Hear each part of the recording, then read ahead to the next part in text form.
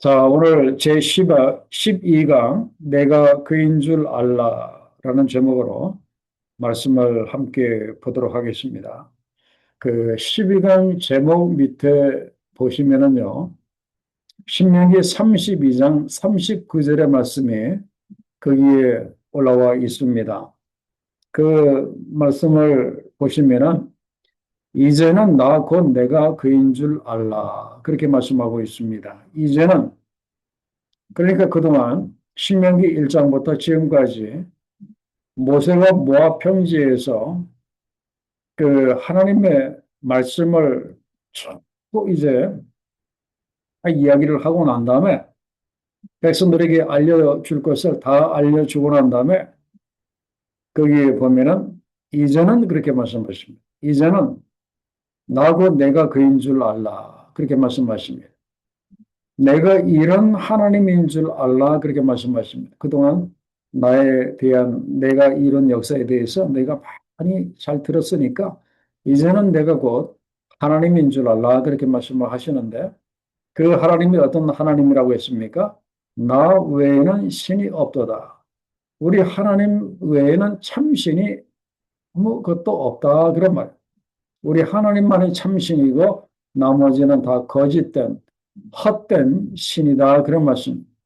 그리고 우리 하나님은 어떤 하나님이라고 했습니까? 나는 죽이기도 하며 살리기도 하며 상하기도 하며 낫게도 하나니 우리들의 생사 화복을 주관하시는 우리의 삶의 주관자이신 하나님인 것을 알 수가 있고 그리고 하나님의 손에서 능히 빼앗을 자가 없다. 우리는 하나님의 백성이기 때문에 하나님의 손에 붙들려 있는 우리를 세상의 그 누구도 세상의 사단 마귀도 우리를 빼앗을 수가 없다 하는 것이 오늘 말씀의 최종적인 결론입니다. 그렇기 때문에 신명기의 결론이라고 이야기를 할 수도 있고 그리고 그동안 4개월 동안 이 강의에 참석하신 분들의 결론이 이렇게 되어야 합니다. 그래서 여러분들에게 이런 믿음이 있습니까? 우리 하나님이 이런 하나님이라고 하는 그 믿음이 있습니까? 한번 여러분 자신에게 한번 물어보세요. 그래, 내가 믿는 하나님은 죽이기도 하시며 살리기도 하시며 사하기도 하시며 낫게도 하시며 하나님의 손에서 능히 빼앗을 자가 없을 정도로 우리 하나님은 위대하신 하나님이시라고 하는 이 믿음이 우리들에게 있어야 한다. 그런 말씀입니다. 자, 먼저 이제 파트 1을 봅니다. 그게 보면은 모세가 백성들을 격려하기도 하고 그다음에 경고하기도 하는 그 내용이 나오는데 제일 먼저 모세가 자기의 후계자인 여호수아를 격려를 합니다. 자, 그게 보니까 먼저 1절로부터 2절까지의 말씀을 한번 보십시오. 모세가 먼저 자기의 형편을 이야기를 합니다. 뭐라고 형편을 이야기를 하는가 하면은 이제 내 나이 120세라 내가 더 이상 출입하지 못하겠고 지금 현재 모세가 120세입니다. 그래서 상당히 연로한 그런 그 나이였고 또 하나님께서도 자기에게 이르시기를 너는 이 요단을 건너지 못하리라 그렇게 하셨느니라 그렇게 말씀을 하십니다. 그러면서 3절에 보면은 너희 하나님 여호와께서 너보다 먼저 가서 이 민족들을 내 앞에서 멸하시고 내가 그 땅을 차지하게 할 것이며 그렇게 하실 것이다. 하나님이 그동안 계속해서 약속하신 그 말씀이잖아요. 그렇게 하실 것이다. 그리고 여호수아는 내 앞에서 건너갈지라 그렇게 말씀을 하십니다. 그러니까 모세는 건너가지 아니하고 이제 여호수아가 제2의 지도자로서 백성을 이끌고 이제 요단강을 건너 가나안 땅에 들어가게 됩니다. 그래서 가나안 땅에 들어가서 무엇을 행하라고 말씀을 하셨는가 하면은 요단강 동편에 있는 그 아모리 왕과 그리고 시혼과 옥과 그 땅에서 행하신 것처럼 가나안 땅에서도 그렇게 행하라 이야기를 합니다. 그래서 그 내용은 뭡니까? 가나안의 일곱 족속들을 전부 다 멸절시키는 것을 이야기를 하는 겁니다. 이미 여러분들이 알고 계시는 것처럼. 자, 그러면서 거기에 보면은 뭐라고 말씀을 하시는가 하면은 자, 6절에 보면은 백성들을 이렇게 격려를 합니다. 너희는 강하고 담대하라. 두려워하지 말라. 그들 앞에서 떨지 말라. 왜 그렇게 하지 않아도 되는가 하면은 너희 하나님 여호와 그가 너와 함께 가시며 결코 너를 떠나지 아니하시며 너희들을 버리지 아니하실 것입니다. 하나님이 함께 하시고 함께 가시기 때문에 그들 앞에서 두려워하지 말고 떨지 말라. 그렇게 말씀을 이렇게 하십니다. 이것은 우리 신앙의 핵심이라고 이야기를 할 수가 있어요. 하나님이 늘 우리와 함께 하시기 때문에 우리가 세상에서 강하고 담대하고 그리고 두려워하지 않을 수 있다. 이제 그런 말씀이에요.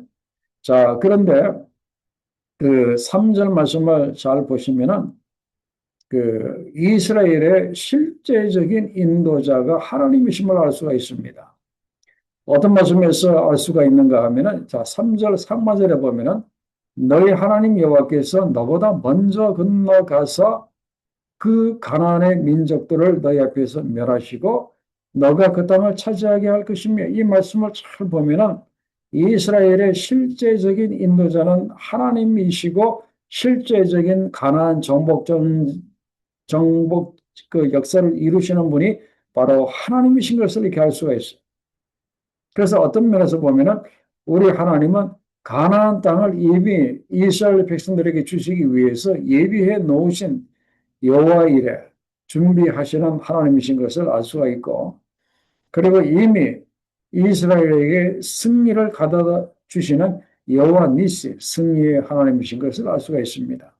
참 여호사가 알아야 할 가장 중요한 사항이 바로 이것이고 그리고 가나안 땅에 들어가야 할 이스라엘 백성들이 알아야 할 가장 중요한 것이 바로 이 상황입니다. 우리가 들어가서 어디에 진치고 어떻게 뭐 우리의 뭐 군량미 어떻게 뭐 그런 걸 준비하고 어떻게 전술을 짜고 이것보다도 더 중요한 것이 바로 이겁니다.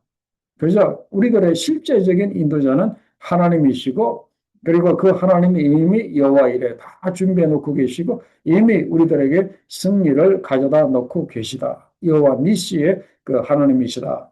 이 확신이 가장 이렇게 중요한 거예요. 그죠? 그리고 난 다음에 그 여호사를 7절에 불러서 이야기를 합니다. 너는 강하고 담대하라. 그렇게 이야기를 하고 그리고 백성들을 데리고 가서 그 땅을 차지하게 하라라고 그렇게 이야기를 합니다. 이걸 보면은 그 여호사가 알아야 할 가장 첫 번째 중요한 것은 이스라엘의 실제적인 인도자는 하나님이시라고 하는 것을 먼저 알아야 되고 그리고 그 다음이 바로 강하고 담대한 거예요. 하나님이 먼저 어떤 분이신 것을 제대로 알아야 누구든지 강하고 담대해질 수가 있어요. 하나님이 누구신지 모르면서 그분이 무엇을 하셨는지 모르면서 내 의지로 강하고 담대해지려고 하면 이것 또한 게 문제가 있습니다. 그래서 우리가 먼저 하나님을 아는 것이 굉장히 중요합니다. 그리고 34절 9절에 보면은 자 모세가 여호수아에게 안수합니다. 이 안수하였다고 하는 것이 뭐겠습니까? 아마 여호수아가 모세 앞에 무릎을 꿇고 앉게 하고 그리고 그 머리에 손을 얹고 아마 안수를 한 것 같아요. 그래서 신약에서는 안수하는 내용이 많은데 이렇게 구약에서도 이렇게 처음으로 이렇게 나온 것 같아요. 그래서 여호수아가 안수를 받으니까 자기 안에 무엇이 충만하게 되었습니까? 그게 보니까 지혜의 영이 충만하게 되었다. 그렇게 말하고 있어요. 지혜의 영이 충만하게 되었다. 자, 이걸 보면은 그 모세의 후계자로서 가나안 정복 전쟁을 이제 완료하고 거기에 하나님의 나라를 세워야 하는 여호수아에게 있어서 가장 필요하고 중요한 것이 바로 지혜의 영이었다 하는 것을 이렇게 알 수가 있어요. 우리 인간적으로 보면은 뭐 전략, 전술, 뭐 여러 가지 뭐 그런 걸 우리는 그렇게 생각을 하는데 오히려 지혜의 영이 충만하는 것이 가장 필요했다. 그런 말씀입니다. 그래서 여기서 왜 모세가 여호수아에게 안수하였을 때 여호수아에게 하나님께로부터 지혜의 영이 충만하게 임하였는가를 우리가 좀 알 필요가 있습니다. 왜 지혜의 영인가? 여기서 말하는 이 지혜의 영이라고 하는 것은 단순한 어떤 지식을 말하는 것이 아닙니다. 여기서 말하는 지혜의 영은 하나님의 뜻을 분별하는 영이에요. 하나님의 뜻을 분별할 줄 아는 영. 참 이게 중요하죠. 그리고 두 번째는 백성을 바르게 인도할 줄 아는 영입니다. 그리고 세 번째는 하나님께서 하신 그 약속을 성취할 수 있는 영적인 능력과 권위를 의미한다. 그렇게 나와 있어요. 그래서 지혜의 영은 단순한 지식이 아니라 하나님의 뜻을 분별하고 백성을 바르게 인도하며 하나님의 약속을 성취할 수 있는 영적인 능력과 권위를 의미한다. 그렇기 때문에 당연히 여호수아에게 가장 필요로 했던 것이 이 지혜의 영이었습니다. 그렇기 때문에 이 시대에 주의 종들에게 가장 필요한 것이 바로 이 지혜의 영이 필요하고 우리 장로님, 권사님, 우리 집사님들 이렇게 직분자들에게 있어서도 가장 필요한 것이 바로 이 하나님께로부터 오는 이 지혜의 영이 필요합니다. 그죠? 이것이 있음으로 인해서 하나님의 뜻이 무엇인지 알고 그리고 성도들을 바르게 인도하게 되고 또 하나님의 약속을 성취할 수 있게 된다. 그런 말씀입니다. 그래서 여러분들이 하나님께 기도하시기 바랍니다. 하나님, 저에게도 지혜의 영을 충만하게 주시옵소서 하고 기도하시기를 이렇게 바랍니다. 그래서 이제 드디어 그 모세의 후계자로서 이제 여호수아가 정식으로 위임을 받는 위임식이 이제 끝났습니다. 자, 그러고 난 다음에 모세가 이제 그 다음으로 이제 여호수아 문제가 끝났으니까 그 다음에 제사장들과 그리고 장로들을 다 불러서 이제 율법을 써서 이렇게 줍니다. 율법을 다 써서 주면서 뭐라고 명령을 했는가 잘 보시면요. 10절 하반절에 보면은 이렇게 말씀하고 있어요. 면제년 초막절이면은 그러니까 그 안식년을 이야기를 합니다. 그 7년마다 찾아오는 그 6년이 끝나고 그 일곱째 되는 그 해, 안식년, 그 면제년의 그 초막절 날에 그 사람들이 다 모이거든요. 이 초막절은 중요한 절기이기 때문에 그때 이 율법의 이 말씀을 온 이스라엘 백성들이 다 들을 수 있도록 그렇게 하도록 그렇게 했습니다. 그죠? 그러니까 7년마다 한 번씩 이 말씀을 이제 낭독을 해서 이 말씀을 들을 수 있도록 그렇게 했는데 그렇게 하도록 한 그 이유가 13절 하반절에 보면 이게 나와 있어요. 13절 하반절에 보면 이유가 너무나 분명한데 너희가 요단을 건너가서 차지할 땅에 거주할 동안에 이 말씀을 알지 못하는 그들의 자녀에게 듣고 내 하나님 여호와 경외하기를 배우게 할지니라 그랬어요. 그 후손들은 하나님에 대해서 잘 모르잖아요. 그렇기 때문에 끊임없이 이 율법의 말씀을 그들에게 알려줌으로 인해서 그들이 율법을 통해서 하나님을 알고 하나님을 경외하도록 하기 위해서 그렇게 하라 그렇게 나와 있어요. 그래서 그 참조 내용을 보면은 이 율법은 이제 토라라고 이야기를 한다라고 나와 있는데 모세 오경을 말합니다. 창세기, 출애굽기, 레위기, 민수기, 신명기.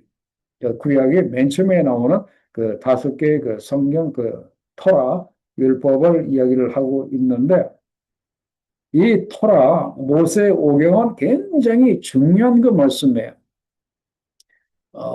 성경의 첫 시작의 말씀이기도 하지만 이 율법은 누구에게 주어진 율법인가가 중요한데 이것은 하나님과 언약의 관계 가운데 있는 백성들에게 주어진 거예요. 바로 그들이 그 이스라엘 백성들입니다.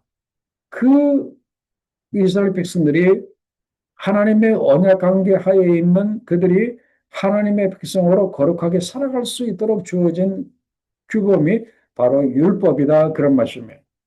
그래서 지금도 그 이스라엘의 유대인들은 태어나자마자 계속해서 이 율법 토라를 거의 암기를 다 합니다. 계속해서 집에서 아버지가 애들을 불러놓고 이 토라를 계속 읽어주고 암기하도록 해서 거의 대부분의 유대인들은 이 엄청난 양의 이 말씀을 그 암기하도록 이제 그렇게 하는데, 그렇게 하는 그 이유는 이렇게 뭐라고 했습니까?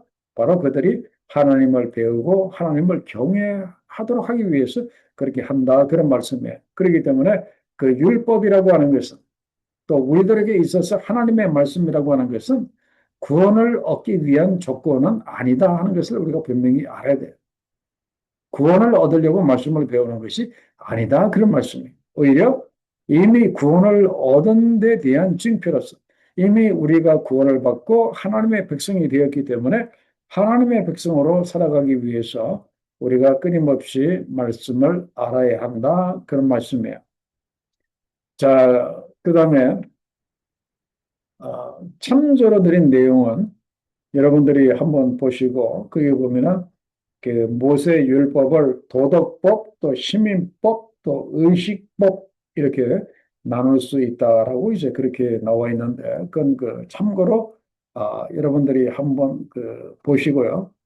자, 그 다음에 2번 문제를 보도록 하겠습니다. 자, 2번 문제를 보면은 하나님께서 이스라엘이 장차 어떤 지역에 빠질 것이라고 하셨습니까? 그렇게 나와 있어요.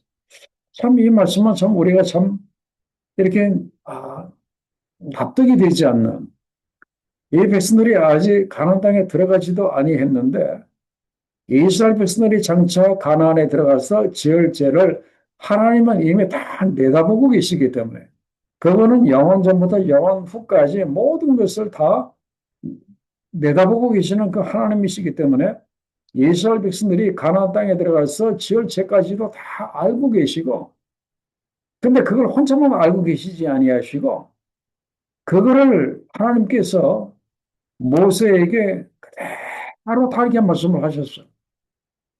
이 모세에게 말씀을 하신 그 이유는 이렇게 뭐겠습니까? 너희들이 가나안 땅에 들어가서 지을 죄가 제가 이러하다라고 하는 것이 그 이스라엘 백성들의 기회까지 들어가도록 하기 위해서 그렇게 그 하신 것 같아요. 아, 그렇구나. 큰일 났네. 우리가 앞으로 가나안 땅에 들어가면은 우리들이 이런 이렇게 죄를 짓는다고 하시네. 이렇게 말씀을 하신 것은 그들에게 어떤 그 경각심, 어떤 그 주의하도록 그런 죄를 말씀하신 이 죄를 범하지 못하도록 아마 하기 위한 그런 그 의도가 이렇게 있었을 것 같아요. 그런데 오늘 16절에 보면은 이미 우리가 이제 그 뒤에 우리가 뭐 역대하 뭐 열왕기 말씀이라든지 뭐 뒤에 그 말씀이라든지 그 이스라엘 백성들이 짓는 그 죄의 그 내용들이 쭉 나오잖아요. 그 내용을 미리 지금 말씀을 하시는 거예요. 자, 16절 하반절에 보면은 이 백성은 그 땅으로 들어가 음란히 그 땅의 이방신들을 따르며 일어날 것이요. 하나님이 다 내다보고 계십니다. 그리고 나를 버리고 내가 그들과 맺은 언약을 그들이 어길 것이라고까지 이렇게 말씀하십니다. 그래서 하나님께서 내가 그들에게 진노하여 그들을 버릴 것이고 내 얼굴을 숨겨 그들에게 보이지 않게 할 것인즉 이렇게 하실 것이다 말씀을 하시고, 그리고 그들이 삼킴을 당하여 허다한 재앙과 혼란이 그들에게 임할 것이다 끝까지 그렇게 말씀을 이렇게 하셨어요. 그리고 18절에 보면은 그들이 돌이켜 다른 신들을 따르는 이 모든 악행으로 말미암아 내가 그때 반드시 내 얼굴을 숨기리라 그렇게 말씀을 이렇게 하셨어요. 우리 하나님은 모든 것을 다 내다보고 계시는 그 하나님이기 때문에 이미 이 백성들이 가나안에 들어가지도 아니했는데 그들이 들어가서 행할 이 죄의 내용까지 다 이렇게 말씀을 하셨어요. 내가 이렇게까지 경고했는데 너희들이 죄를 범할 경우에는 내 얼굴을 숨기겠다라고 말씀을 하셨습니다. 숨기겠다고 17절에도 말씀을 하시고 18절에도 두 번 그렇게 말씀을 하셨어요. 하나님께서 불순종하는 이스라엘을 외면하시고 그들로부터 모든 구원과 보호의 손길을 거둘 것이다라고 그렇게 말씀을 이렇게 하셨어요. 자, 그런데 심지어 17절에 보면은 하나님이 우리 가운데 계시지 않은 까닭이 아니냐. 심지어 이스라엘 백성들이 책임 전가할 것까지도 이렇게 알고 말씀을 하셨어요. 그들이 이런 말을 할 거라는 거예요. 자기네들이 그렇게 죄를 범하고 그렇게 엉뚱한 길로 가게 된 것은 다 어떤 책임? 하나님이 우리 가운데 계시지 아니하시고 하나님이 떠나셨기 때문에 우리가 이러한 이 죄를 범할 수밖에 없었다 하면서 누구에게 책임을 전가하는가 하면은 하나님께 책임을 이렇게 전가하는 거예요. 하나님이 우리 가운데 계셨으면 우리가 이렇게까지 안 됐을 텐데 하나님이 떠났다는 거예요. 참 근데 하나님이 괜히 떠나셨어요? 그들이 죄 가운데 빠지니까 하나님이 얼굴을 가리시고 그렇게 떠나셨죠. 참 인간의 완악한 모습을 보게 됩니다. 그래서 하나님께서 이렇게 큰 죄를 짓고 그리고 하나님께 책임을 전가할 그 백성들을 위해서 무엇을 하라라고 말씀을 하셨는가 하면은 자, 21절에 보면은 그 노래를 그 짓도록 했습니다. 그 모세의 그 노래를 짓도록 했는데 파트 2에 보시면은 32장 1절 이하에 보면은 그 모세의 노래가 이렇게 나옵니다. 이걸 이렇게 지어서 불러라라고 21절에 말합니다. 그들이 수많은 재앙과 환란을 당할 때에 그들의 자손이 부르기를 잊지 아니한 이 노래가 그들 앞에 증인처럼 되리라 그렇게 말합니다. 그들이 힘들고 이제 어려울 때 가나안에 들어가서 죄를 지을 그 백성을 위해서 미리 이 노래를 지어서 다 부르게 합니다. 그래서 어린애부터 어른까지 이 노래를 그 모세의 노래 하늘이여 귀를 기울이라 내가 말하리라 참 아름다운 이렇게 노래로 이렇게 쭉 되어져 있잖아요. 이걸 이제 부르게 해서 이 앞에서 하나님이 그 예견하신 그 우상 숭배 그 죄에 빠지는 것을 미연에 막아주기 위해서 백성들 하여금 매일 이 모세의 노래를 이제 부르게 우리로 말하면 매일 그 찬송을 이렇게 부르도록 이제 그렇게 했다 이제 그런 말씀이에요. 자 그러면서 3번에 보면은 하나님께서 그 여호수아를 이제 그 도우십니다. 여기 보면은 하나님께서 앞에서도 나와 있지만 강하고 담대하라. 내가 너와 함께 하시겠다고 이렇게 격려를 그 해주셨어요. 그리고 난 다음에 그 모세가 이 율법의 말씀을 책에 다 마친 다음에 기록을 한 다음에 이 율법책을 이제 언약궤 곁에다가 이제 두도록 이제 그렇게 했습니다. 그래서 항상 이스라엘 백성들로 하여금 이 말씀의 그 인도함을 받을 수 있도록 그죠? 항상 말씀 안에서 하나님의 뜻을 발견하고 그 하나님의 뜻에 그 인도함을 받도록 하기 위해서 그 언약궤 옆에다가 이 율법책을 이렇게 두도록 이제 그렇게 했다. 그런 말씀입니다. 자, 그다음에 하나님께서 모세로 하여금 그 노래를 그 지어 부르게 했는데 그 노래의 그 내용을 한번 보실까요? 보면은 그 내용이 참 이렇게 은혜가 됩니다. 1절로 4절만 보면은 하늘이여 귀를 기울이라 내가 말하리라 땅은 내 입의 말을 들을지어다 내 교훈은 비처럼 내리고 내 말은 이슬처럼 맺히나니 연한 풀 위에 가는 비 같고 채수 위에 단비 같도다 내가 여호와의 이름을 전파하리니 너희는 우리 하나님께 위엄을 돌릴지어다 그는 반석이시니 그가 하신 일이 완전하고 그의 모든 일이 정의롭고 진실하고 거짓이 없으신 하나님이시니 공의로우시고 바르시도다. 한번 보세요. 이렇게 이 아름다운 이 찬양을 부르면서 죄를 지을 수 있겠어요? 아마 이 찬양을 부르면은 지을 죄도 아마 이렇게 좀 줄어들지 않을까. 그죠? 하나님이 지금 이제 그걸 생각하셔서 이 하나님의 완전하신 덕을 이렇게 노래로 지어서 계속해서 이제 부르도록 이제 그렇게 하셨어요. 자, 그러면서 이스라엘 백성들은 그 어떻게 하라고 했습니까? 그 보답하는 것이 무엇인가 하면은 6절에 보면 이렇게 말씀을 하고 있습니다. 어리석고 지혜 없는 백성아 여호와께 이같이 보답하느냐 그는 너의 아버지시여 너를 지으신 이가 아니시냐 그가 너를 만드시고 너를 세우셨도다 그렇게 얘기를 합니다. 5절에 보면은 이것은 그들이 여호와를 향하여 악을 행하니 하나님의 자녀가 아니여 흠이 있고 삐뚤어진 세대로다 어리석고 지혜 없는 백성아라고 그렇게 이야기를 합니다. 이거는 그 이스라엘 백성들이 하나님의 은혜에 제대로 지금 보답을 못하는 그런 내용입니다. 그죠? 끊임없이 제 가운데 살아가고 있는 이스라엘 백성들에 대한 그런 하나님의 질책이 거기에 들어가 있습니다. 자, 이번 문제를 보면은 이스라엘이 기억해야 할 하나님의 은혜가 무엇입니까? 그랬습니다. 자, 7절에 보면 옛날을 기억하라라고 이야기를 합니다.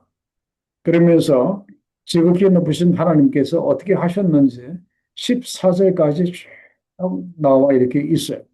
이건 이제 그동안 우리가 출애굽기 말씀이라든지 그다음에 또한 신명기 말씀을 통해서 하나님이 이스라엘 백성들에게 어떻게 역사하셨는지 그 내용을 이렇게 종합을 한 그 내용인데 결론적으로 말씀드리면 이스라엘의 역사는 한마디로 말씀드리면 하나님의 끊임없는 은혜로 점철된 사랑과 긍휼의 역사였다. 그렇게 말씀을 드릴 수가 있습니다. 다시 한번 말씀드리면 이스라엘의 역사는 어떤 역사라고요? 하나님의 끊임없는 은혜로 점철된 역사였다. 끊임없는 은혜. 백성들이 죄를 범하고 또 하나님이 징계하시고 또 회개하면 또 용서하시고 그러나 그때마다 버리지 아니하시고 끊임없는 은혜로 점철된 사랑과 긍휼의 역사가 바로 이스라엘의 그 역사였다. 그런 말씀이에요. 자, 그러한데도 그 다음 질문이 또 기가 막힙니다. 하나님이 이렇게 끊임없는 은혜로 그들을 다시 이렇게 추리시고 다시 회복시켜 주셨는데 그러한데도 그들이 하나님을 버리고 경홀히 여겼다 그랬어요. 15절에 보면은 모세가 기가 차서 이렇게 말합니다. 그런데 여수룬이 그랬습니다. 여수룬이라고 하는 것은 이스라엘의 애칭인데 이스라엘이 기름짐에 발로 찼도다. 내가 살찌고 비대하고 윤택함에 자기를 지으신 하나님을 버리고 자기를 구원하신 반석을 없인 여겼도다. 이건 그때나 지금이나 마찬가지입니다. 사람이 배고프고 문제다고 하면 하나님을 찾고 이제 배에 이제 기름이 끼고 그리고 살찌고 비대하고 윤택해지면은 자기를 지으신 하나님을 버리고 자기를 구원해 주신 반석이신 하나님을 업신여기시는 것이 바로 우리 인간의 모습이다라고 말합니다. 그리고 그걸로 끝나는 것이 아니라 그들이 한 수 더 나가서 그들이 다른 신으로 그의 질투를 일으키며 가증한 것으로 그의 진노를 격발하였도다. 하나님을 버리고 다른 우상을 그들이 섬기게 되었다. 그러면 17절에 보면은 더 기가 막힙니다. 거기 보면은 그들은 하나님께 제사하지 아니하고 하나님을 예배하지 아니하고 오히려 귀신들에게 제사하였다. 세상에 어떻게 이럴 수가 있어? 귀신들에게 제사하였다. 그 귀신들이 누구라고 했어요? 곧 그들이 알지 못하던 신들. 그리고 근래에 들어온 새로운 신들. 그러니까 새로 뉴 상품으로 그렇게 수입된 다른 나라의 그 신들을 너희 이제 그들이 이제 섬기게 되었다라고 이제 그렇게 이야기를 하고 이렇게 있습니다. 그죠? 좀 기가 막힐 정도로. 그리고 18절에 보면은 너를 낳은 반석을 너가 상관하지 아니하고 너를 내신 하나님을 너가 새카맣게 잊어버렸다. 그렇게 말씀하십니다. 그러므로 여호와께서 보시고 미워하셨으니 그 자녀가 그를 경노하게 한 까닭이로다라고 그렇게 나와 있어. 이것이 바로 우리 인간의 모습이에요. 배부르고 등 따시면 은혜를 잊어버리는 우리 인간의 모습. 자, 하나님께서도 이렇게까지 신실하지 못하니까 백성들이 하나님께서 이방인들을 통해서 어떻게 직무를 하셨습니까? 21절에 보면은 자, 하나님도 가만히 계시는 분이 아니잖아요. 그들이 하나님이 아닌 것으로 내 질투를 일으키며 허무한 것으로 내 진노를 일으켰으니 나도 그렇게 말해요. 나도 백성이 아닌 자로 여기서 백성이 아닌 자가 바로 이방인들을 통해서 나도 백성이 아닌 자로 그들에게 시기가 나게 하며 어리석은 민족으로 그들의 분노를 일으키리로다라고 이렇게 말하고 있습니다. 이거는 그 이방인들에 대한 그 이스라엘의 그 시기심을 이제 불러 일으키는 거예요. 이스라엘 백성들이 사람 축에도 끼워주지도 않았던 그 이방인들이 하나님을 믿게 되니까 오히려 이제 이스라엘이 오히려 이방인들도 우리 하나님을 믿네 하면서 이 시기심을 불러일으킴으로 인해서 이스라엘로 하나님께 돌이키려고 하려고 하는 그 하나님의 그런 그 의도였었던 것도 이렇게 있습니다. 그리고 또 한 가지는 23절에 보면은 이렇게 말씀하십니다. 내가 재앙을 그들이 위해 쌓으며 내 화살이 닿을 때까지 그들을 쏘리로다라고 이렇게 말씀하십니다.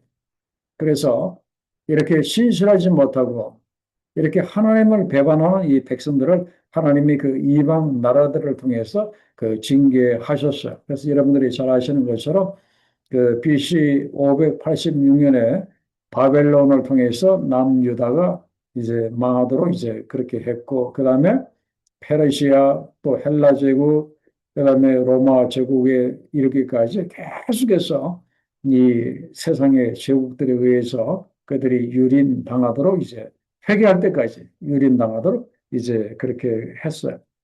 자, 그러면서 이제 3번 문제를 보면은 이를 두고 이방인들은 어떤 오해를 하기 쉽습니까?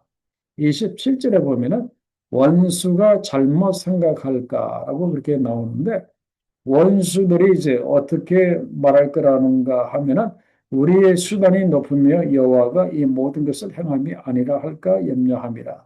자기네들이 그러니까 여기서 이 원수는 그 신실하지 못한 백성들을 그 치시기 위해서 사용했던 그 이방 제국들을 말합니다. 그들은 하나님이 쓰시는 막대기거든요. 이스라엘을 때리기 위해서 쓰시는 막대기인데 그러면 그 사실을 알고 좀 겸손해야 되는데 오히려 그들이 우리가 수단이 높아서 수단이 하나님이 하신 것이 아니라 우리가 능력이 있고 우리가 수단이 높아서 우리가 이스라엘을 그렇게 징계하였다. 그렇게 오해할 수 있을 것이다. 오해할 것이다. 이제 그렇게 말씀을 이렇게 하신 거예요. 그러면서 그 다음 질문을 보면은 하나님께서 이들에게 어떻게 원수를 갚으신다고 했습니까? 여기 보면은 그 쓰임 받았음에도 불구하고 이 오만 방자해진 그 이방인들을 말합니다.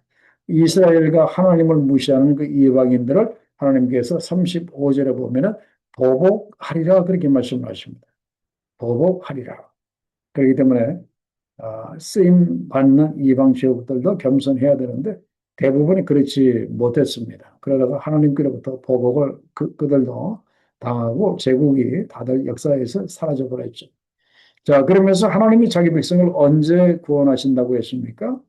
거기 보면은 하나님께서 이제 구원을 하십니다. 참으로 여호와께서 자기 백성을 판단하시고 그 정도를 불쌍히 여기실 것이다. 그들의 무력함과 갇힌 자나 노인자가 없음을 보시는 때에 하나님께서 이제 구원하신다. 그렇게 말씀하시고 39절에 우리 하나님은 이런 하나님이시기 때문에 이스라엘 백성들을 이제 구원하신다. 그렇게 말씀을 하십니다.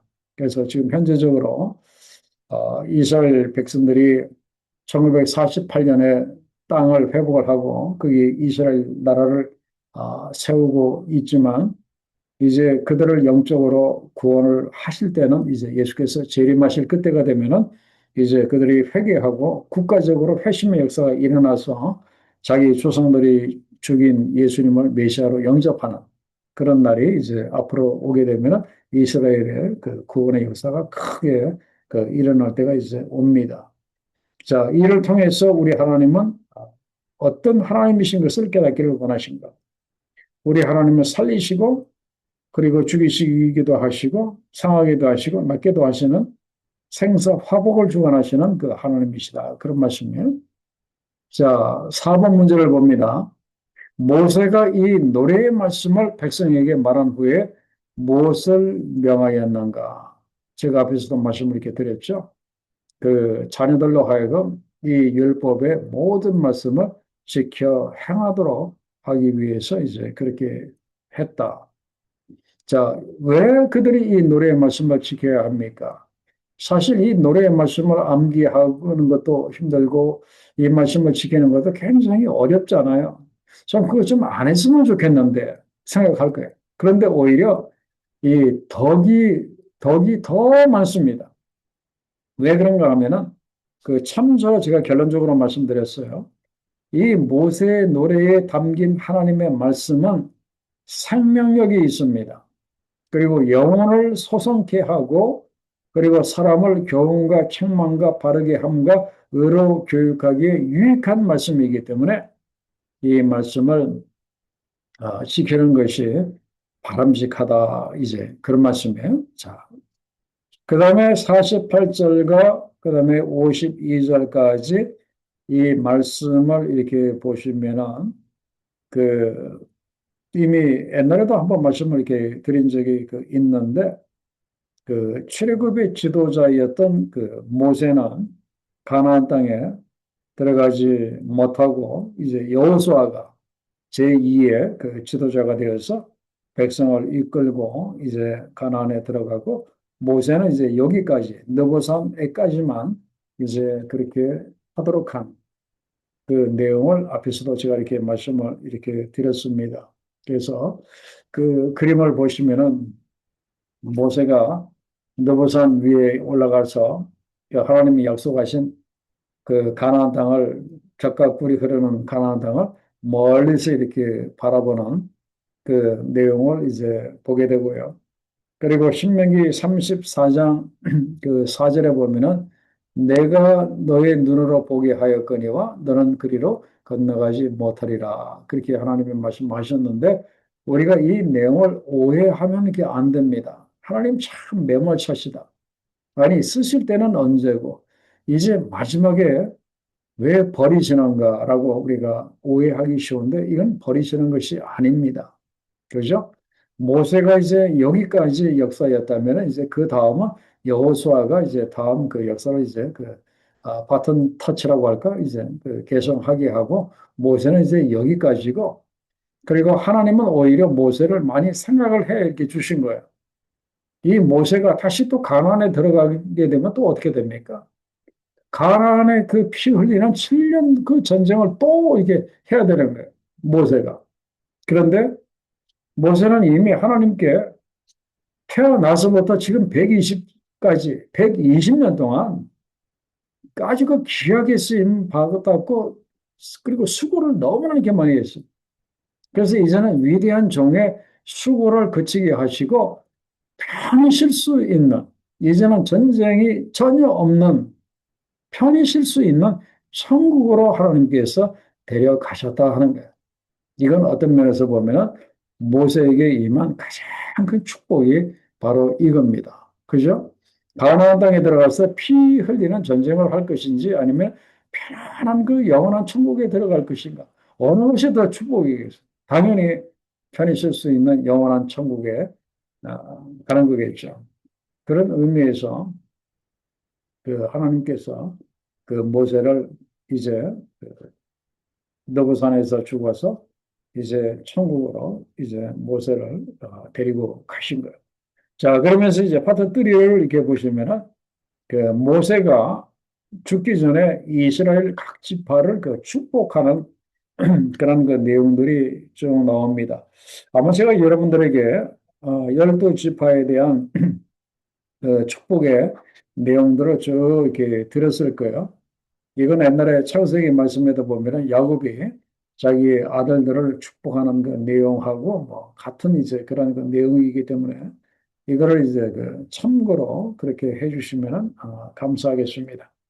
자, 그다음에 2번 문제를 보면은 이건 앞에서도 그 말씀드린 것처럼 그 비스가산 또는 그 느부산으로 모세를 그 인도하셔서 하신 그 말씀이었어요. 물론 그 신명기 3장 23절로부터 27절에 보면은 모세는 또 사실 또 원하기는 또 이렇게 원했습니다. 25절에 나를 건너가게 하사 요단 저쪽에 있는 아름다운 땅, 아름다운 산과 레바논을 보게 하옵소서. 그랬더니 하나님께서 26절에 그만해도 족하니 이 일로 다시 내게 말하지 말라. 모세야, 내가 너를 가나안보다도 더 좋은 천국 나 있는 대로 너를 불러 오게 할 것이니까 이제 그만 그 얘기 하라라고 그렇게 말하는 이제 그 내용이.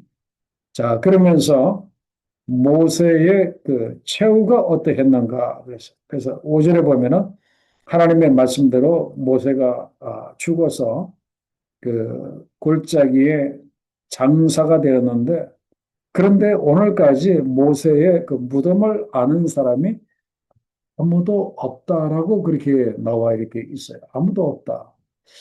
자, 그러면서 그 아주 그 재밌는 그 말씀이 그 유다서 1장 9절과 10절을 보세요. 거기에 보면은 천사장이었던 그 미가엘, 그 영어로는 그 마이클, 그 천사장 미가엘과 이 사단 마귀가 서로 이렇게 변론하는 이 내용이 그게 보면 이렇게 나옵니다. 변론, 뭐에 대해서 이 미가엘과 그다음에 마귀가 서로 이렇게 다퉜는가 하면 모세의 시체에 관해서 이제 변론을 그 하였다 이제 그런 말씀이에요. 자, 왜 뜬금없이 천사장 미가엘과 왜 마귀가 서로 모세의 시체를 두고 왜 두 사람이 그렇게 다투었는가 하는 거예요. 그 이유는 이게 무엇인가 하면은, 미가엘은 그 아무도 모르는 곳에 모세의 시체를 장사하려고 했습니다. 그 미가엘은 이 미가엘이라고 하는 이 천사장은 요즘으로 말하면은 예, 국무총리에 그 해당하는 이제 그런 사람이거든요. 하늘나라의 모든 이 국무를 이제 그 담당하는 아주 이 국무총리와 같은 그런 그 미가엘이에요. 그러니까 그 모세가 그 죽었을 때 아마 내려와서 이 모세의 그 시체를 아무도 모르는 곳에다가 이렇게 묻으려고 이제 그렇게 했던 것 같아요. 그런데 마귀가 그 옆에 와서 뭐라고 그 이야기를 하는가 하면은 왜 그렇게 하냐? 그렇게 하지 말라. 이렇게 하라는 거예요. 모세의 그 장례를 백성들에게 알려서 정말 성대하게 그렇게 하고 그리고 이 모세의 무덤을 거창하게 이집트의 그 피라미드처럼 거창하게 그렇게 아, 세우기를 그렇게 이렇게 주장을 했던 것 같아요. 그러니까 미가엘은 그렇게 해서는 안 된다고 이야기를 하고 또 마귀는 또 그렇게 하라고 하고 자 여기서 이 마귀가 왜 모세의 그 무덤을 이렇게 거창하게 만들려고 그렇게 주장을 했는가 하면은 다 꿍꿍이 속에 있기 때문에 그래요. 그건 무엇인가 하면은 사단 마귀는 사람이 하나님의 영광을 가로채고 하나님처럼 되게 해서 결국에는 망하게 하려는 그 속셈이 있기 때문에 그렇습니다. 속셈이 있기 때문에 그래요. 그죠? 이 우리 인간의 속성을 너무나 잘 알기 때문에 그래요.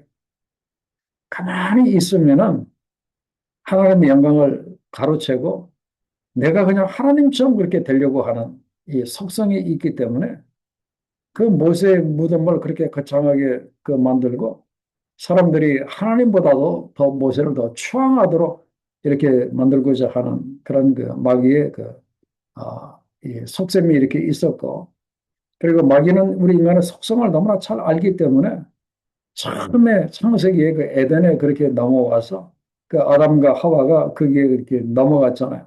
거기 보면은 그 뱀으로 찾아온 그 마귀가 하와에게 이렇게 말하잖아요. 하나님이 너로 하여금 선악과를 먹지 못하게 한 것은 너가 선악과를 먹으면은 너도 하나님처럼 될 것을 알기 때문에 너가 하나님처럼 되지 못하도록 하기 위해서 선악과를 먹지 못하게 하였다. 그러니 그냥 먹어라. 그러면 너도 하나님처럼 될 것이다. 라고 부추겼잖아. 그게 이렇게 넘어갔잖아요. 그래서 이 마귀는 그걸 알기 때문에 그 모세의 그 무덤도 거창하게 그렇게 만들어서 모세의 무덤을 숭배의 대상으로 이렇게 삼아서 백성들이 인간을, 하나님 대신 인간을 이렇게 섬기도록 하는 그 죄를 범하도록 하려고 했던 것을 압니다. 그런데 결국은 천사장 미가엘의 그 의도대로 모세의 시체가 어디에 묻혀 있는지 그것을 아는 사람은 오늘까지 아무도 이렇게 없습니다. 오직 누가 합니까? 하나님과 미가엘만이 알겠죠. 자, 그 다음에 3번 문제 봅니다. 모세의 안수를 받은 후에 여호수아는 제가 앞에서 말씀드린 것처럼 지혜의 영이 충만하였다 그렇게 말씀드렸죠. 이건 참 중요한 거예요. 그래서 여러분들도 기도하세요. 하나님, 저에게 지혜의 영이 충만하게 하소서. 하나님, 우리 교회 목사님에게 지혜의 영이 충만하게 하소서. 이 지혜의 영이라고 하는 것은 하나님의 뜻을 분별하고 백성을 바르게 인도하며 하나님의 약속을 성취할 수 있는 영적인 능력과 권위라고 했습니다. 이것이 주의 종들 또 직분자들에게 반드시 필요합니다. 그래서 하나님, 저에게 지혜의 영이 충만하게 하옵소서라고 여러분들이 기도하시기 바랍니다. 자, 그 다음에 이제 마지막 질문인데, 저자는 모세의 위대함을 어떻게 말합니까? 그렇게 나와 있는데, 그 10절에 보면은 모세는 여호와께서 대면하여 아시던 자요. 그렇게 나와 있습니다. 그죠? 여기서 이 내용은 무엇인가 하면은, 모세는 이미 앞에서 우리가 봤던 것처럼 정말 위대한 선지자였습니다. 율법의 창시자였고, 그리고 중재자였고, 그리고 이스라엘 중에 모세와 같은 선지자가 다시 일어나지 않을 정도로 아주 귀하게 쓰임받았던 이제 그런 모세인데, 왜 갑자기 이 내용이 나오는가? 모세가 죽고 났는데 모세가 이 말씀을 기록을 했겠는가? 이것은 참조 2에 보면은 이 부분은 누가 기록하였을까? 아마 후계자였던 여호수아나 아니면은 다른 편집자들이 모세가 죽고 난 다음에 이것을 좀 한번 여기다가 추가하지 않았을까? 그렇게 이야기를 합니다. 자, 그렇다고 해서 참조 2의 마지막 내용이 중요해요. 그렇다고 해서 성경의 모성, 이 모성이라고 하는 것은 성경에 오류가 없다는 것. 하나님이 의도하신 바를 진리 그대로 전하는 완전한 말씀이라고 하는 이 교리에 흔들리는 것이 아니다. 이제 그런 말씀이에요. 자, 신명의 말씀을 이제 모세가 기록한 걸로 되어져 있는데 마지막은 모세가 아니라 다른 사람이 기록을 했다. 그래서 약간 문제가 있지 않는가. 그렇지 않다. 그런 말씀입니다. 자, 결론이 무엇인가 하면은 왜 우리가 하나님의 말씀대로 우리가 살아야 하는가 하는 이 내용은 굉장히 중요하고, 자, 지난 4개월 동안에 우리가 신명기 말씀을 쭉 봤는데, 신명기의 핵심을 제가 정리해서 말씀을 드리겠습니다. 신명기의 첫 번째 핵심은 무엇인가 하면은, 우리가 하나님의 말씀에 순종하느냐, 순종하지 않느냐에 따라서 우리 인생의 축복과 저주가 갈린다고 하는 이 사실을 우리가 반드시 이렇게 알아야 됩니다. 그래서 하나님의 말씀에 순종하는 길에 하나님의 축복이 있다는 것을 우리가 반드시 알아야 되고요. 그 다음에 세 번째는 무엇인가 하면은 그동안 신명기를 통해서 하나님의 말씀을 쭉 봤잖아요. 이 하나님의 말씀은 항상 있고 살아있는 말씀이라고 하는 것을 여러분들이 꼭 아셔야 돼요. 하나님의 말씀. 이 하나님의 이 말씀은 수천 년 전에 하나님이 백성들에게 하신 말씀이잖아요. 근데 보통 우리들이 제가 작년에 제 뭐 아들에게 어떤 말을 했다고 할 때 제가 작년에 제 아들에게 했던 그 말이 지금도 살아있겠습니까? 지금도 있는 말씀이겠어요? 그렇지 않거든요. 내가 1년 전에 내 아들에게 한 말은 이미 그때 그걸로 끝났어요. 그러나 우리 하나님의 그 말씀은 수천 년 전에 한 말씀이지만 그 말씀은 지금도 있는 말씀이고 지금도 살아있는 그 말씀이에요. 그렇기 때문에 비록 수천 년 전에 하나님이 이렇게 모세를 통해서 주신 이 말씀이지만 우리가 이 말씀을 영접하면은 이 말씀이 우리 안에 강력하게 역사한다고 하는 이 사실을 꼭 기억하셔야 돼요. 강력하게 역사한다. 자, 그 다음에 세 번째 알아야 할 것이 무엇인가 하면은 말씀이 있는 곳에 하나님의 임재하심이 있다고 하는 이 사실을 반드시 알아야 돼요. 말씀이 있는 곳에. 이렇게 강의 시간이라든지 아니면 주일날 주의 종이 말씀을 선포할 때라든지 아니면 부흥회라든지 그런 데서 사경회라는 데서 그런 데서 하나님의 말씀이 선포될 때에는 항상 하나님의 임재하심이 있어요. 그래서 여러분들이 매일 아침마다 성경 하나님의 말씀을 묵상할 때에도 거기에 하나님의 임재하심이 있습니다. 그리고 낮에 또 성경을 펴서 하나님의 말씀을 묵상할 때 항상 거기에 하나님의 임재하심이 있어요. 하나님이 거기에 함께 하십니다. 그리고 또 한 가지 네 번째로 알아야 하는 것은 말씀 안에서 하나님을 만나는 놀라운 일이 일어난다고 하는 것을 여러분들이 꼭 기억하시기 바랍니다. 자기 말씀을 묵상하다가 보면은 이 하나님의 임재하심이 느껴지거든요.